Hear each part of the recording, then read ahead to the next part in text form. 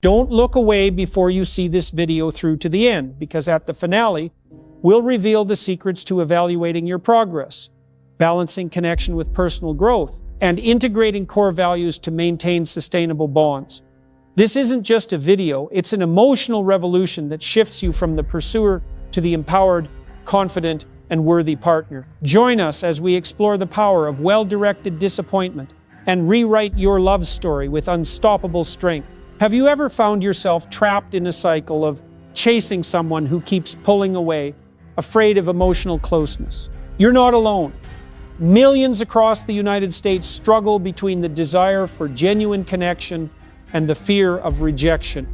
This video is the toolkit you've been looking for. We'll guide you through the strategic disappointment approach to set unwavering boundaries while nurturing your self-confidence and self-worth from within. Get ready to take notes, because every step we share will help you break free from the chasing game and uncover your true value. On this journey, you will uncover the deep psychological mechanisms of the avoidant attachment style and understand why prioritizing their comfort can suffocate a relationship. We're not just talking theory. We'll equip you with concrete tactics, from purposeful silence, powerful need, assertion language, to maintaining a meaningful personal life without sacrificing yourself. Each technique comes with compelling examples and flexible tips for real-life application.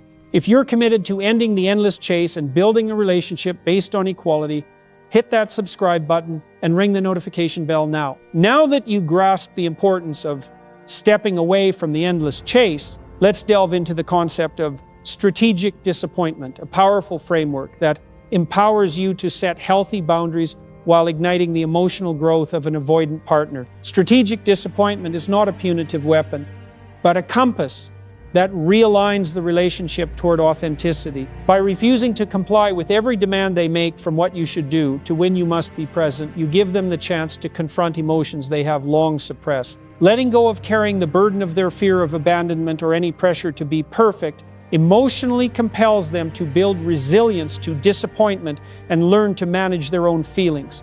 The key lies in distinguishing disappointing them from malicious behavior. This strategy does not fuel anger or sharp criticism. Rather, it places trust in the other person's capacity for self-regulation. When you shrug, stay silent, or calmly and firmly say no, you're not erecting a cold barrier, but opening a window for them to observe your boundaries and respect your personal needs. This action is like an invitation. Be with me, but remember, I have my own worth and limits all day.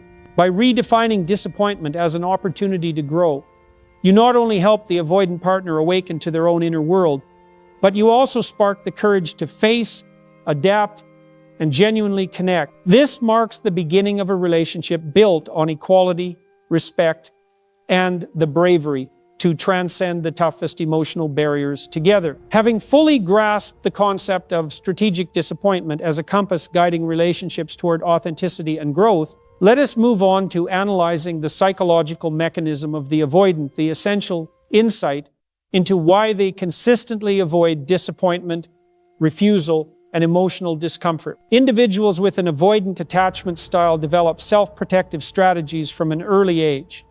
They instantly withdraw at any hint of emotional vulnerability, refuse to give too much, and skillfully maintain a safe distance from others. This tactic not only spares them from feelings of abandonment or negative feedback, but also prevents the necessity of long-term commitment, because commitment inherently carries risks of broken promises, risks of unmet expectations. The inevitable consequence of this avoidance is that they almost never face real disappointment.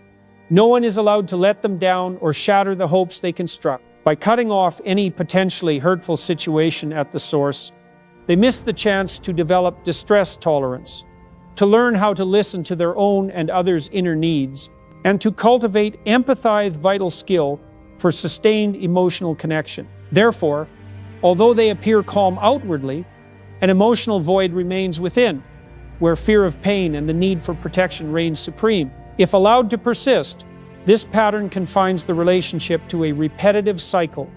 The avoidant maintains distance, the partner chases, resentment builds, disappointment follows, and the cycle repeats. They fail to realize that avoiding disappointment has turned it into an enemy rather than treating it as an opportunity for growth. Having never experienced moderate disappointment, they lack emotional self-regulation, leading them to overreact or withdraw excessively, even under minimal stress. This is precisely where strategic disappointment intervenes, creating the space for them to face, accept, and manage their emotions in a healthy way, thus breaking the old flight pattern and laying the groundwork for a more genuine connection. Having fully grasped the deep psychological mechanism that drives the avoidant partner to withdraw at the slightest hint of vulnerability, we now transition into part 3, specific techniques, where you will discover actionable steps to implement strategic disappointment and progressively establish a balanced,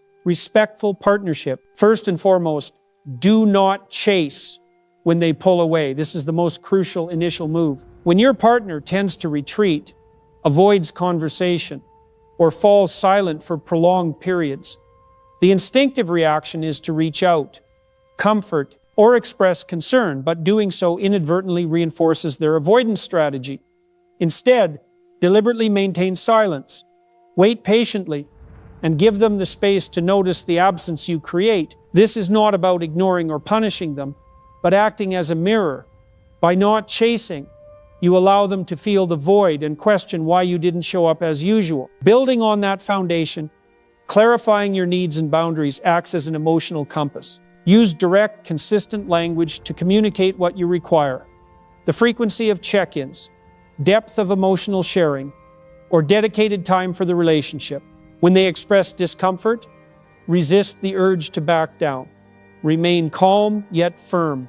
This clarity not only helps them understand your limits, but also demonstrates that you respect their feelings because you neither hide your needs nor condone avoidance. Moreover, refusing to be the perpetual initiator redistributes responsibility within the relationship. From planning dates and selecting venues to introducing difficult topics, invite them to take part in decisions and proposals. When you share this burden, you break the assumption that you will always take charge, compelling them to step up.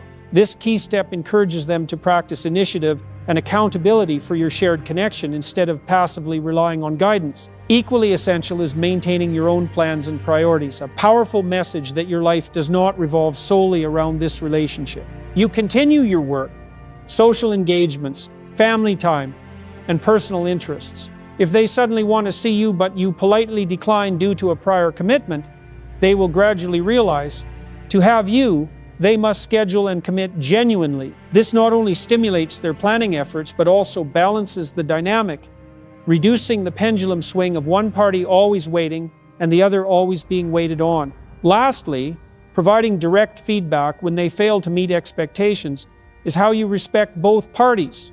Instead of blaming or reprimanding, gently but clearly share the impact of their inconsistent behavior. When you don't respond to messages for hours, I feel anxious and disrespected. Pair your words with an empathetic tone so they understand you're not accusing them, but seeking mutual resolution. In doing so, you maintain authenticity and create an opportunity for them to experience the emotional consequences of unmet needs. When these techniques are practiced in harmony and with unwavering consistency, they foster a safe environment with clear boundaries, one where your avoidant partner no longer retreats unconsciously but learns to face challenges, and you no longer remain the perpetual pursuer but become an equal, worthy companion.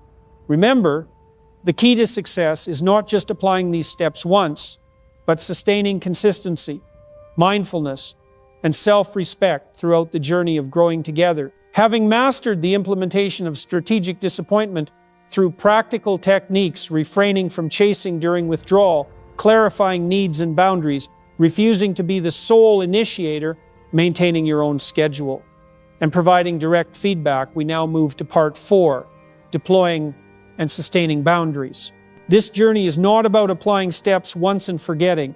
It demands persistence, subtlety, and incremental deployment to avoid triggering extreme backlash.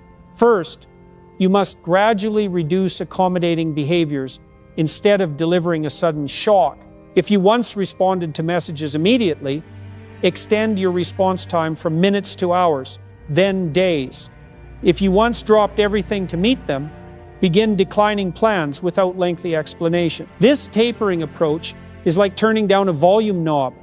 You decrease it gradually so they adjust and notice the change, rather than cutting off entirely like a punch to the chest that triggers panic and total withdrawal. Next, choose the right moment to initiate boundary-setting step. This tactic works only when the avoidant partner has shown a basic level of commitment, they have proactively maintained contact, shared glimpses of their feelings, or invited you into their plans. At the same time, they must be able to tolerate moderate emotional stress, not so fearful that they flee immediately, yet sufficiently curious or uneasy to question the change. Applying too early when they haven't signaled any investment could simply scare them off completely. Conversely, waiting too long once the relationship has fallen into a deeply unbalanced routine may leave them so habituated to reliance that you exhaust yourself before they even notice. Finally, to stay mindful throughout the process, always remember that strategic disappointment is a tool for fostering growth, not punishment. After refusing a request or scaling back your support, ask yourself, am I doing this to encourage them to take emotional responsibility or merely to vent my own hurt? By maintaining self-awareness, you avoid the trap of sulking or passive-aggressive silent treatments, preserving respect and authenticity in your communication. Keep a brief journal of their reactions and your feelings. Note when the distance begins to work, when they first reach out to reconnect, and when you feel emotionally resilient, or conversely, stubbornly rigid. This self-observation helps you calibrate the pace and degree of disappointment while nurturing your own self-care and avoiding emotional burnout. When you gradually reduce accommodation, choose the optimal timing to stress boundaries and remain clear about your purpose, the relationship will enter a new phase of stability. Your avoidant partner will realize there is no longer an easy target to manipulate. They must learn to initiate contact, capturing your attention. They begin to experience the natural consequences of avoidance and push themselves to feel moderate disappointment. With each step, they discover that disappointment is not the enemy, but an ally that strengthens their emotional capacity and opens the door to deeper connection. Meanwhile, you emerge as an equal, self-assured, and steadfast partner, someone who upholds their own worth without sacrificing compassion and sincerity. Once we have skillfully deployed and sustained our boundaries, it is time to move into part 5, reactions and expectations, where the limits you have set will be tested and clarified through your partner's real-life responses.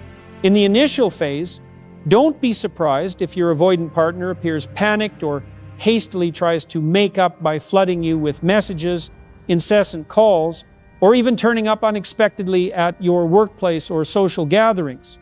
They may challenge your boundary by retreating again to see if you truly maintain your decision not to respond.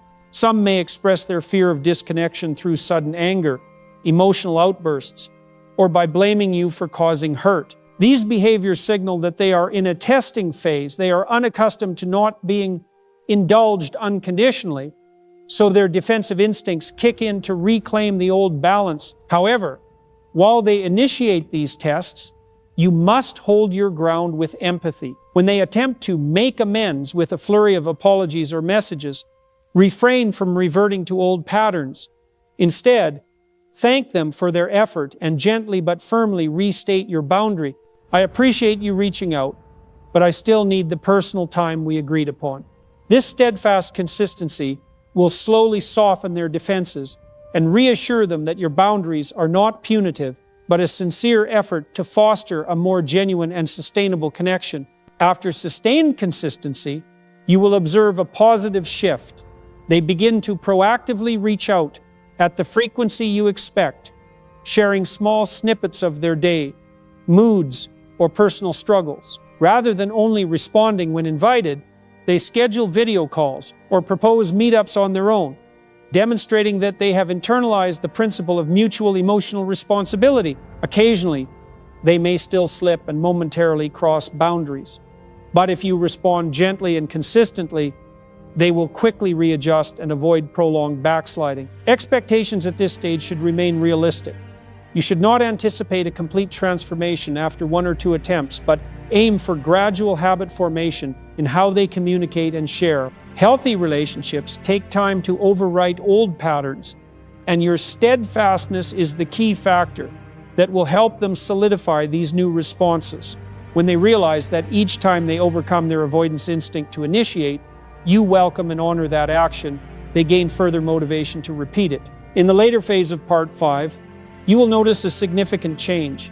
Your partner no longer panics or overcompensates, but instead appears steadfast with a genuine desire to share and collaborate. They will articulate their own needs, such as wanting you to listen deeply or suggesting joint activities, while simultaneously showing respect for your established boundaries. This is clear proof that strategic disappointment has taken effect. It not only enhanced their ability to tolerate disappointment, but also encouraged them to become an engaged partner who can balance personal freedom with emotional connection. From the initial turbulence to a newfound stability, both of you have transformed avoidance into an opportunity for mutual understanding, opening a new chapter of an equitable, wholehearted, and trust-filled relationship. Finally, strategic disappointment is not merely a set of boundary-setting steps, but a journey that weaves together steadfastness, empathy, and mutual respect to build a balanced relationship. Through each phase, from refusing to chase,